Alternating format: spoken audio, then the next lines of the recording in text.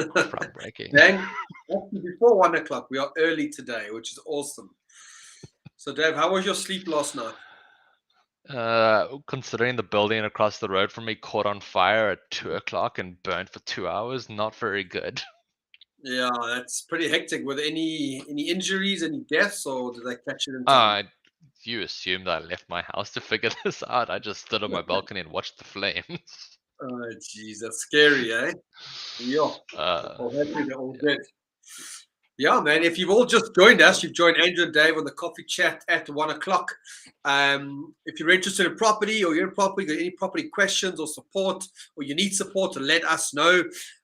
Today's going to be a really awesome coffee session. We've got Daniel with us, who's 22 years old, and he's concluding a back-to-back deal any day now. The lodgement will be happening, I think, this week maybe, or next week. And so we want to find out from Daniel, what is a back-to-back deal? How did he, come about this back-to-back deal? What's Daniel's story? So if you know of any youth, any youngsters, all youngsters need to watch this. Please tag your friends in. Anybody interested in property, but especially the youngsters. This coffee chat is going to be at the youngsters, 17-year-old, you're 20, you're 22, you're 25. Tag your friends in and make sure you do join. Dave, do we have anyone on live with us just yet? No, not just yet. I think we're a little bit early for them. It's all good. Yeah, because we are early Uh, today, which is cool. it's good. Drew, tell me what are you and Dan doing today? What have you guys been busy with?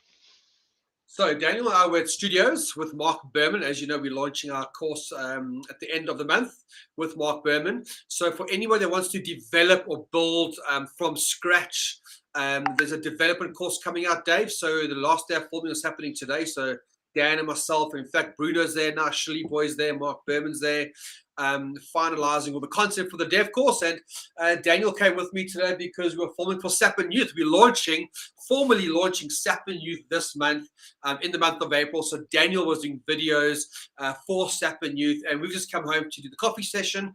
And after this, we're going to go straight back to the studios and do more filming today. So that's what we've been up to. It's pretty cool. I'm super excited about it, Dave. I mean, the content, the knowledge that's coming through from all the different property experts. It's going to be an amazing new online course of ours. So I can't wait for that. And as you know, Dave, part of our events, we got the 3-day workshop with Mark Berman at the end of the month.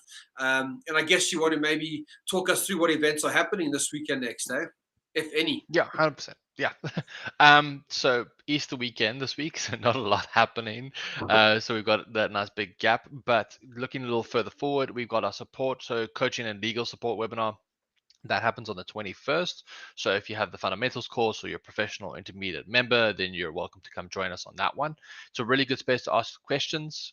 People send us a lot of questions via email, and sometimes it's just easier to talk about it with the experts. So Intergen will be online with us, so they always come and join us, as well as a representative from Bruno and our attorneys, so we can answer those technical questions. Slightly further afield, Andrew, we've got an event with Dan on the 26th. We'll talk about that a little bit later. And then, like you said, we've got the development workshop happening on the 29th to the 1st. So it's a 3-day workshop with Mark Berman, yourself, a bunch of the team up in Joburg, and we'll be talking about developments all weekend. It's going to be good fun. Yeah, absolutely. Yeah. I can't wait for that. So even though there aren't many events in the month of April, some really awesome events. And like I said to you there, Dave, I actually spoke to Leroy because, as you know, Leroy's done a development conversion in Boksburg. And because the 26th of April is a practical networking event, as we're breaking down these deals from start to finish, how we found them, the problems, opportunities, the losses, and how do you get across all the challenges. So Daniel's focusing on a back-to-back deal. I just said, Leroy, would you mind coming along and share with us how you did that project in Boksburg? So if you want to, see firsthand the practical experience that these guys have got, and all the learnings from the deals, make sure you join us. Whether it's virtually or live on the 26th, is going to be really awesome. And I think, Dave, should we maybe introduce Daniel? 100%. Let's bring Dan on. Let me just change the scene just so that everyone can see you guys, so we can go for it. Awesome. How's it, Dan? Welcome. Thank you so much, Andrew. Thanks for having me. How are you doing, Dave? All right, new Dan. Bless, brother. Awesome. So yeah, I mean, Dan, there's a few questions I've got for you. Yeah. And we are going to encourage questions. So if you have any questions for Daniel, there's Leroy. They're saying, "Morning, James. Looking forward to sharing my deals." Absolutely, Leroy. If you have any questions for Daniel, in this coffee session, we'll be talking about Daniel's back-to-back deal. But before we get into back-to-back deals, Dan, maybe share with Dave, myself, and all the listeners, how did you get into property? Did you study property? Was this what you always meant to do? So hi everyone, my name is Daniel Kazadi. So I'm 22 years old, but I started investing in properties, call it say 4 years ago, Anzu. Like I was 18 years old. I think I attended a sort of a wealth builder 2-day workshop which you were hosting, and yeah, from that time, Anzu took me under his wing, coached me, and yeah, it's not always been a smooth journey. I didn't study property at varsity. I studied accounting. So while I was studying accounting afterwards, I was like investing in property in the evenings, right? And it wasn't always smooth sailing. I got a couple of things wrong, a lot of frustrations, and I think that does come down to not following the right process and journey plans, which you then helped me out with a lot. Absolutely. So you're studying accounting. Yeah. And did you finish that? Yeah, I did. I finished my BCom in accounting like 2 years ago now, so I feel old. A couple of years ago now, and yeah, now I'm in property full time. And Dan, there's a very important part of your story that you keep missing. You're a rugby player. Yeah. He never tells us that he played for the Lions, eh? Yeah, many years ago. So from see how tall he is. And I thought I was big. So from age 14, joining the academy, playing, studying, it was pretty cool. I think I learned a lot from rugby and coaching and discipline and perseverance that comes with playing sports. So yeah, absolutely. It's interesting. Yeah. And then you got out of the rugby. Was it injuries or? Yeah, so I got out of rugby with injuries. I felt really frustrated because I started after high school. You go into varsity and you can't play because I was 17 years old in varsity. So Jeez. I couldn't play with older people yet. I had to wait a year. So that's hectic training and not playing, frustration. So yeah, it was best to stop that. Yeah, absolutely. Yeah. And then obviously I met Dan about 4 years ago, right? So yeah. It was 2018, and I remember Dan walked up to me at one of the workshops we were running. And obviously, as an 18-year-old, you're not going to be sitting on hundreds of thousands of rands. And Daniel really wanted to get going. Obviously, something we said on that weekend. Yeah. And a long story short, I ended up taking Daniel under my wing, and I was going to say under my belt, under my wing, and I just started showing Daniel the ropes. He started coming out with me. He came to the networking events. He just started doing it. I thought this younger Daniel's got the motivation, the right attitude, just like thousands of South Africans have got. What they're lacking is the support, the mentorship, and the assistance. But we'll talk about that later on. Yeah. So, I mean, Daniel, you've obviously been involved in a few different type of deals, right? Yeah. You've sourced properties on. Maybe what's your advice to all the youngsters out there from where you are now and where you came from? Can anyone do it? Do you advise that young people get into property? What's your experience been? First of all, it's not easy. Like, I'm going to be honest with you. Property is hard. It is a lot of hard work, especially if you are joining and you do not have an income. It does take a lot of hard work. It's not impossible, Anzu. What you have to do is understand the journey plan. I think that's the most important thing. Understand where you are now. Be honest with yourself. I mean, I did the same thing starting off. I was looking at developments. I was looking at blocks of flats. And I think one of the coaching sessions I had with Anzu, my property coach, I told him what I was doing, and Anzu looks at me and he tells me, Daniel, what the hell are you doing? You need to stop doing that, right?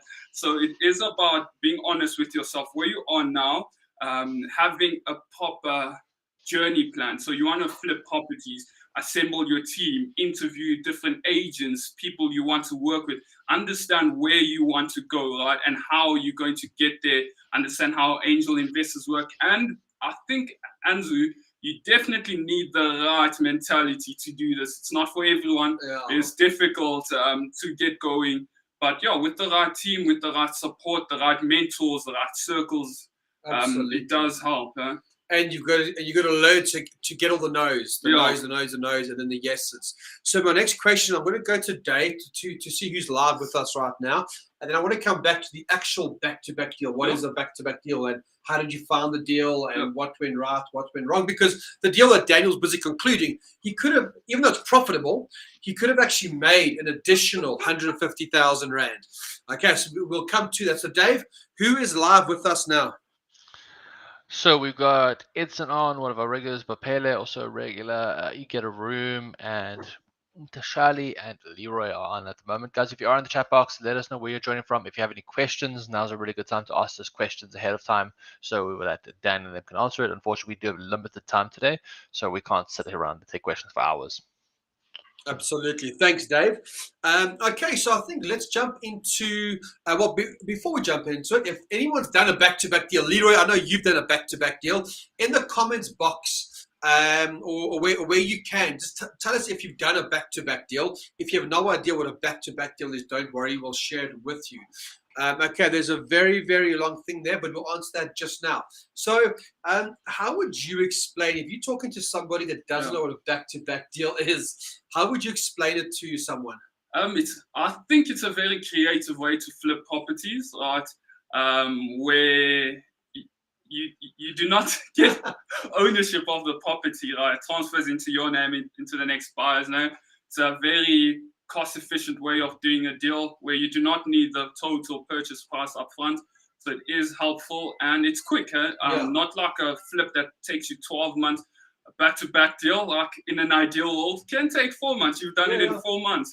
If the timing's all right. Yeah, if the timing's all right, you know what you're doing. You get the different power team members quickly. You work hard. I think that's it. Hey, so literally buying a property, then on selling it as quickly as possible. And obviously paying tax and keeping it legal and getting the right attorney to do it for you. So, if you're out there and you do a traditional sale, it's R1 million purchase as the example, it takes 3-4 months for me to go and actually get the property transferred into my name. I'll pay the transfer duty if applicable, if it's above the $1 million.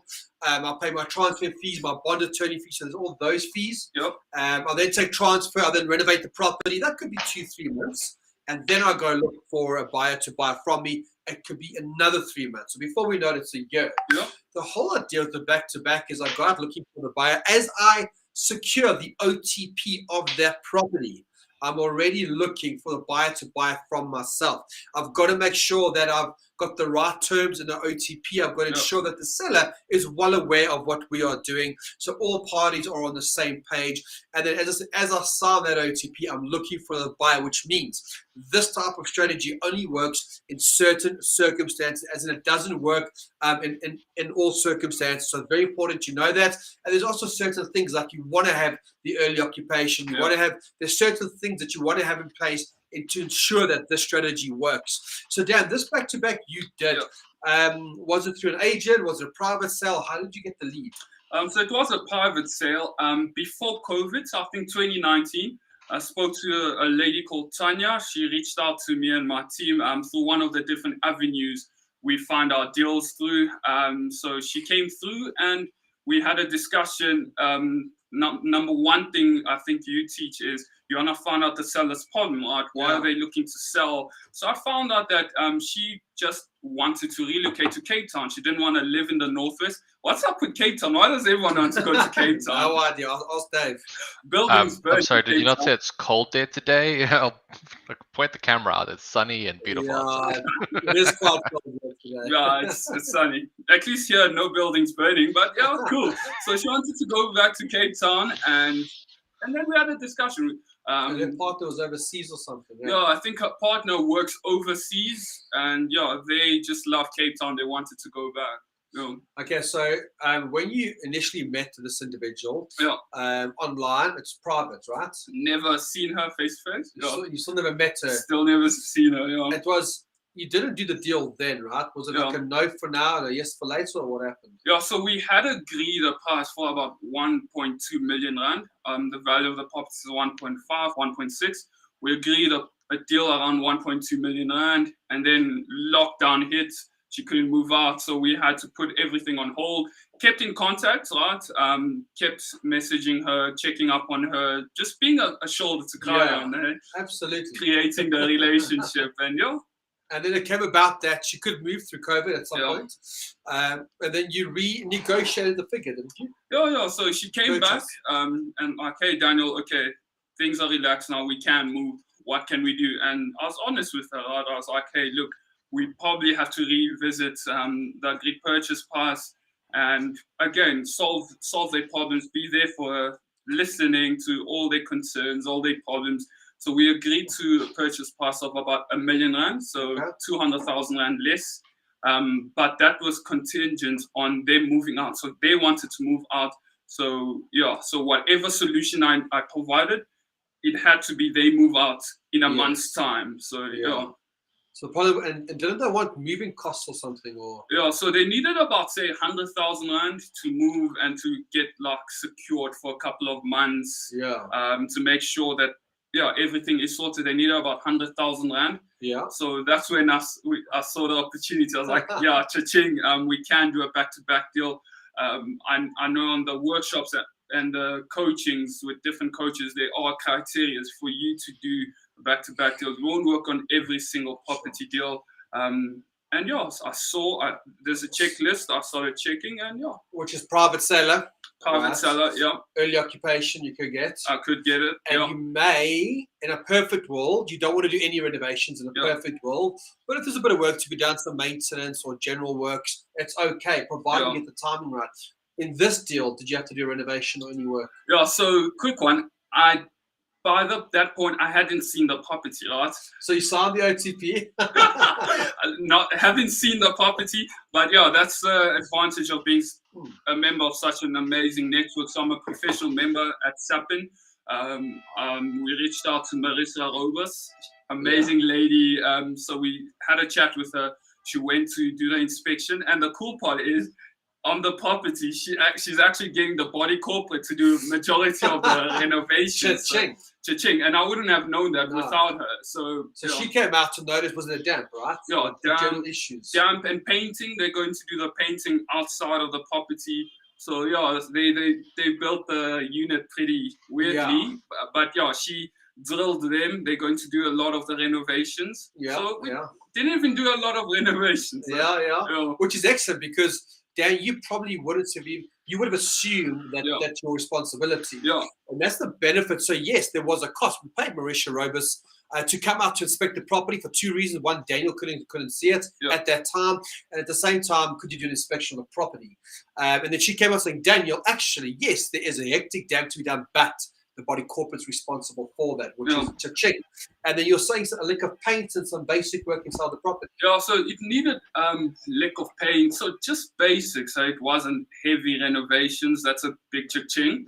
And the property is in the northwest for the people that do not know. And I'm based in Johannesburg, so I wasn't going to go view it yet. Up and down. But then you ended up sleeping at the property, didn't you? So fast forward, she agreed.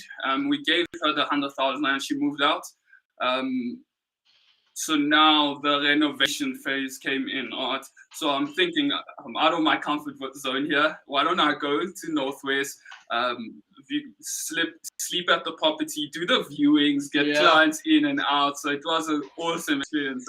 Because that's one thing I said to Dan when Dad just told me he's in this deal. I said, look, try to sell the property yourself or go through an agent, but either way, get the experience yourself. So go live at the property, sleep, even though it's empty and vacant. But I want you to liaise and deal directly with the agents and deal directly with the potential purchase, just to get that level of experience, which you've now got. Right. So now, what did you initially list the property at? So initially I listed it at 1.7. I got greedy. I got greedy. I saw a lot of greed in my head. I thought, geez, I'm going to go on vacation. So I listed it at 1.7.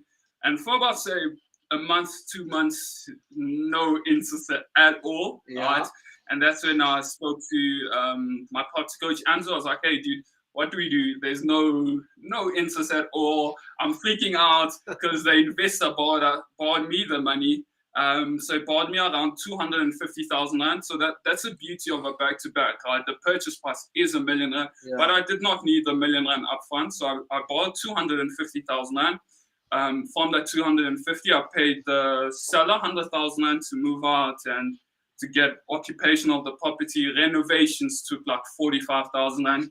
Basic renovation, right? And some holding costs. Some holding costs, yeah, to take me to 12 months. So, yeah, so now all this is contingent on selling the property quickly and listing it. That's, I think, one of the big mistakes I did. Got stingy, got greedy.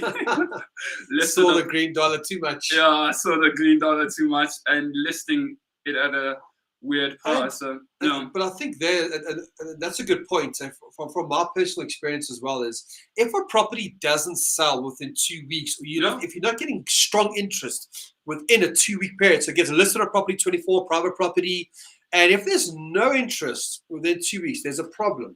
Either your price is way too high, or there's or people are coming through to the property, and you are getting interest, but everyone's like, no, there's something wrong with the property. In this case, the price was just too high. So then obviously you've dropped it, right? What did you end up selling it at? Interesting. So ended up dropping it at 1.5.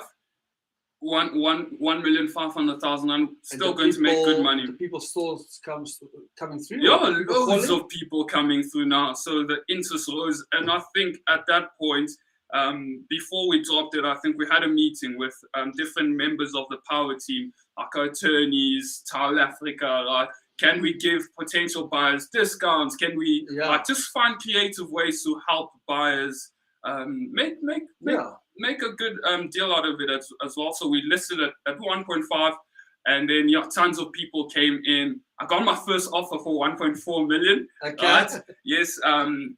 It's not what I was looking for, but still very good cash. Still profits around 250,000, which is good. Profit margin was, and signed it. Got excited. Wanted to close this whole thing. And so you signed the offer of 1.4. What happened like just after that or a little bit later? Because somebody else came with another offer, didn't they? I call it Murphy's Law, right? So I signed it at 1.4, right? Remember, there was no interest at all. Now there's like tons of interest. Got 1.4. It was one of the first offers that came. Well, the first offer. So what happened here? That if I'm reading between the lines, you panicked a bit because you got no interest. You dropped the price. And I don't know if it's the first person that came through, but someone very early days put an offer forward. Like literally the first person to come through is like, okay, Daniel, I'll take it. Sign the OTP, 1.4. I'm here thinking, should I reject this? But if I reject it, I'm thinking, geez, the investor's cash, how will I pay? This whole thing is contingent on selling it quickly. Consultation with my partners, and we decided to take it. And then, so 1.4, so Daniel paid $1 million for the property. There's no bond attorney cost from Daniel's side. There will be transfer costs on his side. The renovation works with 45. So Daniel's acquisition costs are quite low. He hasn't had to go get a bond himself because we're using, the idea with the back-to-back is you use the second buyer's details or bond guarantee or cash guarantee. So your point now, you've signed the 1.4. Didn't you get a higher offer just after that? Literally Murphy's Law. So I signed 1.4. Say 3 days later, someone comes in with an offer of 1.5 million. So now I'm like thinking, now I'm calling Bruno, Alicia, the whole team. Can we exit OTP number 1? And a day later, someone comes with an offer for 1.550. Oh, wow. And the agent is telling me he can get me 1.6. So now I'm thinking, Jesus, like, I need to leave OTP number 1, right? So, I remember that because then Daniel called me to say, I've got the reverse problem. I've got, 3 or 4 different offers from 1.4 to 1.6, but he's not accepted 1.4. So what is a lesson you could have learned? What could you have done differently to have got out the OTP, or what could you have done differently? I think, so we weren't able to, I wasn't able to, so the buyer for 1.4 he knows his stuff, like, we weren't able to exit that OTP. So OTP is a legally binding document. You can't just literally stand up and exit it. And I think a mistake I did was I've always known, and this is my fault. I got cocky. I mean, I've been in this industry for 4 years, signed hundreds of OTPs. Right? I didn't send it your way before I signed it. I've always known to put exit clauses when you're buying a property, not when you're selling it. Right? Yes, so if I had inserted certain exit clauses to allow me to sell to the highest bidder, or first person to give guarantees, or something like that, to allow to go, I'll accept your offer, but you thinking, what if I get a higher offer tomorrow? Exactly. How do I get out of this OTP to go with this OTP? And I think that's going to be cool on the 26th when we are on stage with the attorneys like Bruno, like Alicia. I think they will be able to give us some clarity what sort of exit clauses we can put into such contracts and stuff. So if I had done that, I'd be able to make 200,000 and more. Jeez, that's a lot of money for a 22-year-old. And it's it's those small mistakes. So he still walks out with cash, so which is still good. But that small clause in the OTP, Daniel could have made an additional 150 if he had have inserted. Bruno, here's the contract. I'm about to sign it, but what happens, Bruno, if I get another OTP tomorrow for 100, 200 grand more? How do I get out of this? But you see, you've not learned that mistake. So and you are right, Daniel, most people, we focus on the OTP to purchase, what exit clauses to have. Conversations don't often happen around, but when you're selling the property, what clauses should you have in there in case you do get a better offer? But we will talk more about that on the 26th of April. Dan, do you know where you are with the deal now? Are you lodging this week or? Yeah, we should be lodging tomorrow, Tuesday. So at least, we celebrate. We're celebrating. Going out. Fantastic. So that was quite when we say straightforward deal, I think through the process there was a few moments Daniel was sweating, wasn't sure. And that was an eco estate out there in heart of Beersport Dam in the northwest.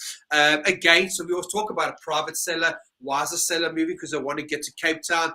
COVID then hit, the partner worked overseas, and they just wanted to get rid of the property. It went from 1.2 down to 1 million.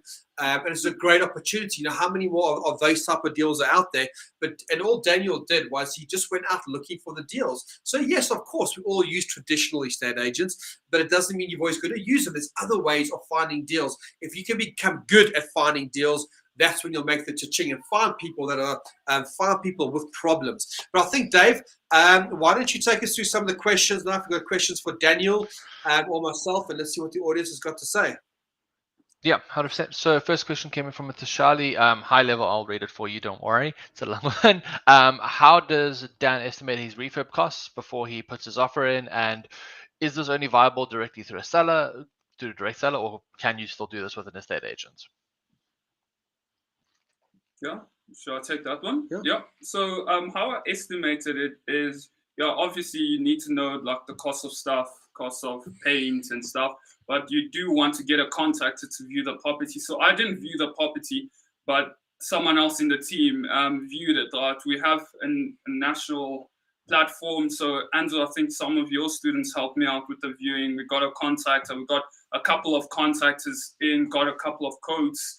And Marissa Robos was amazing as well at letting us know what we are liable to repair and what the body corporate is liable to do. And I've never done this, the second part of the question, I've never done this with an agent.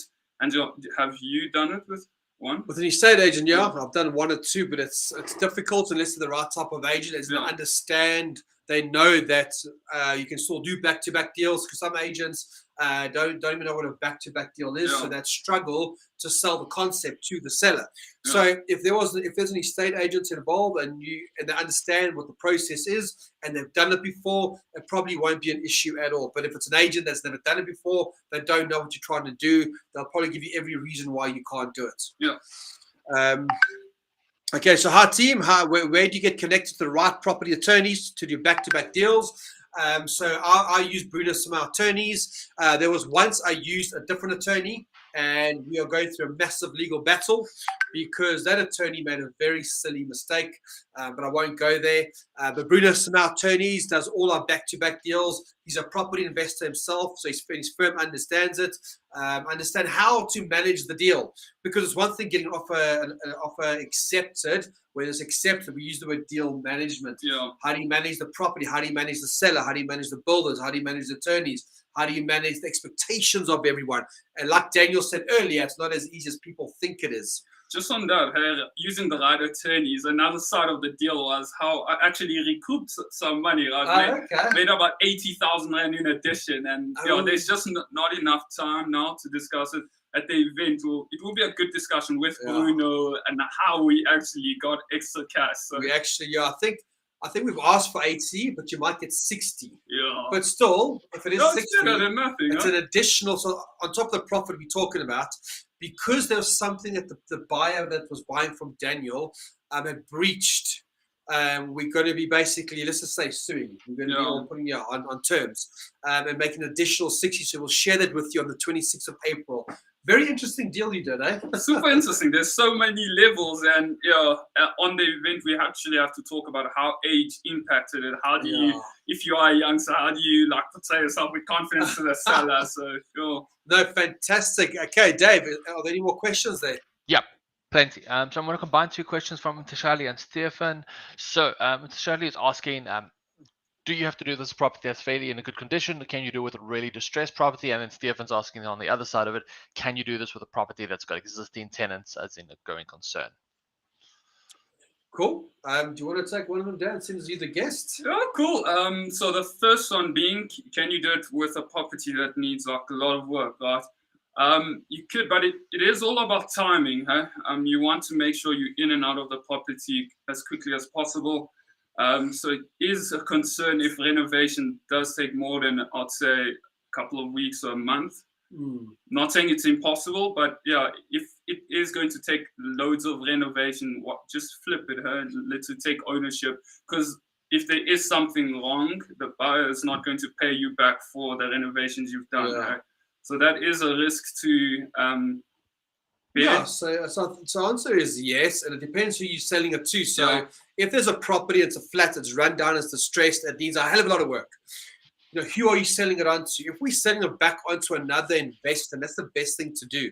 If it buy below market value, for argument's sake, 600,000 Rand, and let's say if you spend 100,000 Rand on it, that's 700,000, and you could sell it, in the future for 850, 900, or you buy for 600 and you just sell the property as it is for say 700 right now today, or 650 or 680 or 700, whatever it might be, and you don't do any work to the property. But if your intention is to sell that property to a first-time buyer, that means you have to do all the works, which means either as you sign the OTP and when you take transfer, you have to renovate this property and find a buyer at the same time. And in most cases, a first-time buyer will want to see the finished product.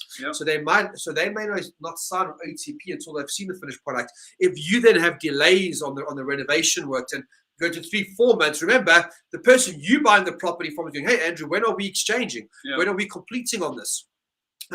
So it depends who you're selling the property. The answer is yes and it's no for that specific question. And the other question, Dan, was could you do a back-to-back deal if the tenants in a property, it's a multi-let and there's people renting? Can you still do that? Well, depending on the lease agreements, like you said, if you are selling it onto an investor that might want the income, it could be viable, right? But first-time home buyers will probably not want a tenant living in a house they're hoping to live in, because you can't just evict someone, right? So look, if it's a multi-let, it means that the owner is probably an investor. I'll make that assumption, and you're more than likely selling it onto a investor. And so of course you can do it. You just got to make sure that you can get access. Do your due diligence initially. So are all the rents up to date? Yes. Have you been to the property? Yes. Are you happy with the due diligence? Because any investor you sell that type of property to will ask questions like, so how many tenants are there? How long have they been in it for? What's the rental roll? Are there any arrears? Did the property need to be rezoned? So make sure you've done your due diligence, and then you can get the offer accepted whether it's through an agent or ideally private, knowing that you've got it below market value and that you already have some buyers lined up. Or if you don't have buyers lined up, when you're buying the property, make sure you've got some exit clauses in the OTP so you can pull out the deal if you need to pull out the deal. But back-to-back's always really awesome. You do have some potential buyers lined up. In this case, if it's a multi-let, you're probably buying it from an investor and you're just brokering the deal and you're selling it to another investor, putting yourself in the middle. So yes, it can be done. Cool. I see the Brendan. You know Brendan, Naomi? Yeah, Brendan, we actually went to the same high school. Nice to see you, brother. That's good. That's good. So he's from Dean Atchison Properties in Kensington. Yeah, he's doing some cool stuff, eh? Awesome. Nice. Okay, Dave? Cool. Next question is, sorry, just loading. Daniel, did you list the property yourself in Property 24, or did you use an agent to do that for you? That's the gist of it. Okay, so first part, yes. So we definitely worked on both, right? So listed it myself. Actually went through different avenues with this one. Listed it myself, right? If someone came through and I sold it, cha-ching, no agent commissions to be paid. I spoke to the body corporate and said, hey, look, I'm selling a property. They got a couple of interests they sent my way, and then also use an agent. Hey? So I signed an open mandate with a couple of agents, got them to list it. And yeah, it's about, like you said, Andrew, we use professionals, right? And they get the job done quickly. Yeah. And I mean, you could do both, right? You can an open mandate where you can try sell the property yourself through private property as an example, and you go to agents, or you try yourself for the first 2 weeks, or vice versa. I would say keep it flexible. You always want to try and get an offer accepted as quick as possible, because when you're buying and selling, time is of the essence, and there's certain things that can hold up. So that's all good. There's a question there from Edson, I see, Dave. Yeah, 100% from Edson. So do you guys basically tell the seller that you're doing a back-to-back on their property, seeing as you have the 12 months to sell and the 100K up front? So how did that conversation go with the seller? Well, I think you have to be open, right? First of all, you need to build trust. You're going to tell them, hey, look, I'm a property investor, right? You're going to explain what you do. You're going to tell them you're looking to make some money out of this. Yes, you are helping them out, but essentially we're here to make some money, right? So build some rapport, ask them for early occupation, got the keys, right, of the property. In some cases, Andrew, you change locks and stuff, right, to make sure you have access. You pay, we were paying some kind of occupational rent, took care of the levies, the rates and taxes. So to make sure that once she leaves the house, it's in good hands. We are helping her. We are paying some of the bills. So you might have to do that. And you're going to tell them, I am looking to unsell the property. Yeah, absolutely. And I think it's one of those cases where you'll find that when you get into a conversation, and we said this before, it's got to be the right scenario. If it's the right scenario, they know that you're property investors. They know that we're not charities, that we buy and sell properties for a living. We buy and rent properties for a living. So, Mr. Seller, you've told me that you want to move to Cape Town. We're either going to buy and sell your property, or we're going to buy and rent it. But don't worry about what we're going to do with your property. If we can agree on a price that works for you, if we can solve your problem, in this case, the lady needed 100,000 rand to get to Cape Town. If we can solve your problem and you move on, why should they care what you do with their property? Obviously, as long all they want to know is that there is a sale going through and the deal is done. That's the right scenario. But in some cases, I brought up the seller saying, well, look, actually, these are the different options you have. Options. And, and one of them is a back-to-back. And I explain, and they say, no, Andrew, we're not comfortable with a back-to-back deal. And I say, that's absolutely fine. Are you comfortable with this scenario? So you just have that open conversation, explain what you do, try and find out. Remember, if there's no pain, no problem, no issues on their side, there's no problems to solve. The reality is they want, and they have no, desperation or motivation for moving. The chances of back-to-back won't work on a deal. Okay, so it's all about the right scenarios, which I guess on the 26th of April, when we have more time, we can run through some of those scenarios. Okay, I see there's a question there, some more questions coming in. Yep, 100%. Sorry, I can't read that name. It's too small for me. I'm getting old now. How much do I need to have to get invested in property? Dan, I think this is good for you to do as well, because I think you were still in uni, you did invest in yourself. So to get started, what do you need? I think you definitely need the right team network. That's actually cool. We are launching the Sapin Youth Membership, Yeah. as a way for youngsters to get involved into the property industry, to network, meet like-minded individuals, and to also grow their business. I think from price point of view, I think it's 97 Rand a month. Yeah. So it's nice, it's affordable, and you get tons of value. You get access to group coaching, monthly masterminds will be running. So I think to get started, again, depending on where you are, what journey plan you do take, so there's a lot to dissect. Yeah. But it is definitely possible. You just need the right team. You need to know what you want to do. And that's where coaching with myself and the team will come into play if you are a youngster. Huh? Yeah, absolutely. So I think, what does it cost to get into the property industry? Well, I think there's two conversations. The one is the networking education side. If you Sapin Youth, it's 97 Rand a month. If it's one of the other memberships, it could be 200, 500, or 1,000 Rand a month. That's getting into the whole education and the networking space. And then getting into property, of course, you need money. Yeah. It doesn't have to be your money. If you've got your own money, great. If you want to use it, got your own bond affordability, got your own savings, use your own money if you want to. But if you're in a position like I was at the age of 25 and Daniel was at the age of 18, when you don't start with capital, you learn to be creative. You have to be creative. You have to do joint ventures with other investors. But we'll unpack that on the 26th of April at the Bryanston Country Club.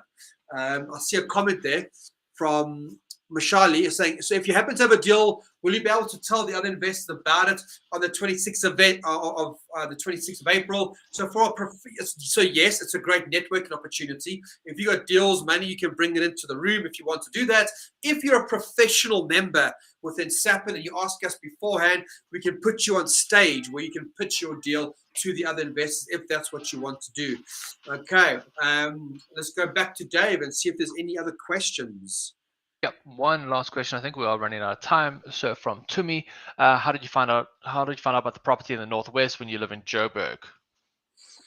So I have different avenues to find deals, like with deceased state attorneys, debt collectors, and so websites, and there is a lot of avenues you can go with car branding, but this one came through one of those avenues. Just because of time, there's no way for me to actually tell you how I had an agreement with the attorney on what does he get for giving me the leads and stuff. So I think that's going to be a cool conversation for the 26th. So there is different avenues you can use to get deals. Branding, websites and stuff. Yeah, absolutely. I mean, and depending on the type of marketing channels you go to, you have leads from all over the country. And that is why Sapin exists, because you might come across deals in Durban, and Dan's here in Joburg, Leeds in Durban, Cape Town, Bloem, but Daniel can't physically get to them all. That's why you're going to start connecting with other power team members across the country. When you learn how to put the marketing plan together, you just don't know where the leads are going to come from. Like Daniel said, repossessions, deceased estates, people struggling, people immigrating, people struggling with debt. There's a whole list of different reasons, but we'll just make sure that you cover that on the 26th. So I think, Dave, should we call it there with Daniel? Yep, 100%. Awesome. Dan, thanks so much. I'm super excited about Sapin Youth. Make sure you get this recording. It's live on social media. Share it to all the youngsters in South Africa. If you know of anyone between the age of 17 and 25, please share this link with them right now and get them to connect with Daniel and all the other youngsters who are making money in property, through property. Okay, thanks, Dan. Awesome. Thanks, Anthony. Awesome, bro. Sweet. Cool. Awesome, thanks, Dave. I don't know if you want to do a quick recap. Yeah, 100%. I'll quickly run through the events again. But as you guys have seen, the big event that's coming up is the 26th. So Dan will be up in Joburg at, I think it's going to be Bryanston Country Club off the top of my head. There will be a good opportunity for you to meet Daniel, learn more about this deal. If you have any more questions, it's a great time to get those questions answered. And then shortly after that, we'll have the 3-day development workshop from the 29th to the 1st. Also in Joburg, that's taking place with Andrew Walker, Mark Berman, who's our development coach. And that's going to be a really jam-packed weekend, that one. But that's awesome. The high level through. I'm going to share a link real quick, and then you can go for a second. It'll be great. So the 26th of April, like you said, is live stream. So if you're in the Gauteng area, Make sure you come network, introduce yourself, bring your deals, bring your money, bring your ideas. It's a great event to network and to learn. Leroy, some of the coaches from the Property Academy and Sapin will be there. And then we will then go into the 3-day development workshop. And I think that is that, Dave. It's going to be an awesome Easter weekend. Hope everyone has a good week. It's going to be very weird, Dave. 4-week week, 4-week week, 4-week week. 4-day week. 4-day week. I'm thinking 4-week, 4-day week. Didn't sound right. Okay. Yeah, so just on that, we are taking a day off next week, Monday. So there won't be a coffee chat next week, Monday. We will be back on the 25th. So coffee chat on the 25th, networking on the 26th. I will be up in Joburg as well for that one. And then development workshop on the 29th. So really good plan for the end of April. Awesome. Sounds good, Dave. Cool. Thanks, Drew. Thank you, everyone. Yeah, thank you. We'll